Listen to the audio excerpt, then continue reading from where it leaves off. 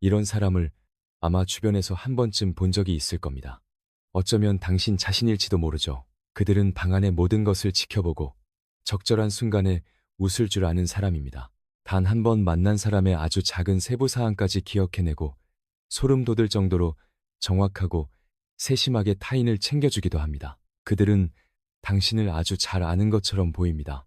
하지만 당신이 그들에게 가까이, 정말 가까이 다가가려 하면 무언가가 느껴지기 시작할 겁니다. 바로 벽입니다. 무례하거나 차가운 것이 아니라 관계가 더 이상 깊어지지 못하게 막는 일종의 천장 같은 것이죠. 아무도 믿지 못하는 사람들은 우리가 생각하는 그런 모습이 아닙니다. 흔히 떠올리는 고정관념은 피해 망상에 빠진 외톨이나 매사에 냉소적인 독설가 혹은 모든 사람이 꿍꿍이가 있다고 가정하는 사람일 것입니다. 물론 그런 경우도 있겠지만 만성적인 불신 아래에 깔린 심리 상태는 그런 모습과는 거리가 멉니다. 오히려 겉으로는 인간관계에 굉장히 능숙한 사람처럼 보입니다. 먼저 베풀고 빠르게 적응하며 당신이 존중받고 있다는 느낌을 주지만 동시에 당신이 자신을 해칠 수 있을 만큼 가까워지지는 못하도록 조용히 거리를 둡니다. 이것은 수년에 걸쳐 쌓아올린 정교한 설계와 같습니다. 우리가 신뢰에 대해 흔히 오해하는 점은 그것이 타고난 성격이나 기질이 아니라는 점입니다. 신뢰는 하나의 결론입니다. 우리의 신경계가 의문을 품기도 전인 아주 어린 시절에 수집한 증거들을 바탕으로 내린 결론이죠. 애착이론을 정립한 심리학자 존 보울비는 인생의 초기 관계가 이후 모든 인간관계의 뇌모델이 된다는 사실을 수십 년 동안 기록했습니다. 신경학적 형판처럼 타인에게 의지해도 안전한가라는 질문에 대한 답은 아주 일찍 결정됩니다. 그리고 신경계가 일단 답을 내리면 그 답을 필사적으로 방어하기 시작합니다. 만약 안전해야 할 사람들이 그렇지 못한 환경에서 자랐다면 보살핌은 일관되지 않았고 사랑에는 자꾸만 변하는 조건들이 붙었다면 어땠을까요? 아마 당신이 위로를 받으러 달려갔던 그 사람이 동시에 위협의 근원이었을지도 모릅니다. 그러면 뇌는 단순히 그 특정 사람들이 위험하다고 결론 짓는 데 그치지 않습니다. 훨씬 더 광범위한 결론을 내리게 되죠. 사람이라는 존재 자체가 안전하지 않다는 결론입니다. 이 결론은 모든 우정과 모든 관계, 그리고 누군가와 가까워지려는 모든 순간마다 따라다닙니다. 과거의 정보들이 위험하다고 비명을 지르기 시작하는 것이죠. 누군가를 믿지 못하는 사람의 내면에서는 어떤 일이 일어날까요? 이 점을 정말 깊이 생각해 보셨으면 합니다. 그것은 자신이 원하는 것과 가능하다고 믿는 것 사이에서 벌어지는 영구적이고 소모적인 협상입니다. 아무도 믿지 않는 사람들도 사실은 거의 항상 타인과의 연결을 갈망하기 때문입니다. 그 욕구가 갑자기 사라지는 것은 아닙니다. 사랑할 수 있는 능력이 줄어드는 것도 아니죠. 다만 줄어드는 것은 누군가를 받아들이고도 내가 살아남을 수 있다는 믿음입니다. 그런 마음가짐으로 매일을 살아가는 것은 몹시 지치는 일입니다. 정말로 마음에 드는 사람을 만났을 때 아주 짧고 강렬한 희망의 순간이 찾아옵니다. 이런 경험이 있는 분들은 즉시 공감하실 겁니다. 그 순간 내면에 무언가가 숨겨진 함정을 찾기 시작합니다.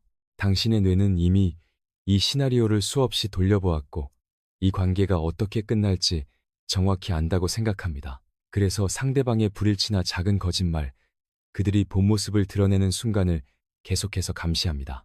가장 잔인한 부분은 이러한 감시 활동 자체가 거리감을 만든다는 것입니다. 상대방에게는 그것이 무관심이나 애정 부족처럼 보일 수 있지만 실제로는 그 반대인 경우가 많습니다. 심리학자 제니퍼 프레이드는 부모나 파트너 혹은 가장 친한 친구처럼 근본적으로 의지해야 하는 사람이 해를 끼칠 때 일어나는 현상을 배신 트라우마라고 불렀습니다. 이 트라우마의 특징은 애착을 유지하기 위해 뇌가 배신의 인식을 억제한다는 것입니다. 아이에게 양육자와의 애착을 끊는 것은 생존의 위협이기 때문이죠. 결국 당신은 자신이 아는 것을 모르는 척하고 상황을 합리화하는 법을 배웁니다. 이것이 오래 지속되면 당신은 자기 자신의 직감조차 믿지 못하게 됩니다. 어쩌면 이것이 이 모든 과정에서 가장 교활한 부분일지 모릅니다. 불신이 외부뿐만 아니라 내가 너무 예민한 걸까? 어쩌면 내가 문제일지도 몰라. 자신의 직감이 체계적으로 부정당하며 자란 사람들, 늘 예민하다거나 유난을 떤다는 말을 들으며 자란 아이들은 성인이 되어 두 가지 모습을 동시에 갖게 됩니다. 타인에 대해서는 지나치게 예민하게 살피지만 자기 자신에 대해서는 깊은 불확신을 갖게 되죠. 그들은 방 안의 분위기를 소름 돋을 정도로 정확하게 읽어내면서도 자신이 읽어낸 것을 즉시 의심하고 부정합니다. 그것은 성격 결함이 아닙니다. 내면의 나침반이 의도적으로 휘저어졌을 때 일어나는 자연스러운 현상일 뿐입니다. 이러한 배경에서 나타나는 행동 양식들은 흥미로우면서도 동시에 가슴 아픈 일입니다. 어떤 사람들은 회피형이 됩니다. 관계를 의도적으로 얕게 유지하죠. 관계가 진지해지기 시작하면 이상하게 행동하거나 친밀감이 최고조에 달했을 때 싸움을 겁니다. 반대로 불안형 애착을 갖게 되는 사람들도 있습니다. 상대방 곁에 붙어 끊임없이 감시하고 테스트하며 한시도 마음을 놓지 못합니다. 그리고 이 두 가지 사이를 오가는 사람들도 있습니다. 상대방을 가까이 끌어당겼다가도 갑자기 공포를 느끼며 밀어내고 상대방이 떠나버리면 절망에 빠집니다. 겉보기에는 사람을 조종하거나 게임을 하는 것처럼 보일 수 있습니다. 하지만 그 당사자들에게 그것은 물에 빠져 허우적거리는 기분과 같습니다. 불신을 가진 사람들에 대해 제가 가장 중요하게 생각하는 점은 그들이 마침내 누군가를 받아들였을 때 보여주는 그 지독한 충성심입니다. 신경학적으로 타인을 믿지 말아야 할 온갖 이유를 가진 사람이 누군가를 믿기로 결정하는 것은 결코 작은 일이 아닙니다. 그것은 이런 삶을 살아보지 않은 사람들은 결코 온전히 이해할 수 없는 깊은 용기입니다. 평생 자신을 보호하며 살아온 사람이 당신을 위험을 감수할 가치가 있는 사람으로 결정했다면 그들은 결코 가볍게 행동하지 않습니다. 자신이 가진 모든 것을 걸고 믿는 것이죠. 그렇기에 관계가 실패했을 때의 타격도 훨씬 큽니다. 단순히 이 관계를 잃은 것뿐만 아니라 이번에는 다를 것이라며 스스로에게 했던 모든 다짐이 무너지기 때문입니다. 신뢰를 재건하는 것, 연기가 아닌 진짜 신뢰를 쌓는 것은 느린 과정입니다. 당사자가 원하는 것보다 훨씬 더 더디게 진행되죠. 누군가 상처 주지 않겠다고 약속한다고 해서 이루어지는 것이 아닙니다. 배신을 예상하도록 길들여진 사람에게 약속은 상대적으로 의미가 적습니다. 대신 그것은 획득된 안정성이라는 과정을 통해 이루어집니다. 애착 연구에서 말하는 이 개념은 반복적이고 일관된 안전한 경험이 뇌의 작동 모델을 서서히 수정해 나가는 과정을 의미합니다. 여기서 핵심 단어는 수정입니다. 실제로 이것이 현실에서 어떤 모습이냐면 상대방이 당신에게 잘 보이려 애쓰던 때와 똑같은 모습으로 평범한 평일에도 변함없이 곁에 있어주는 것입니다.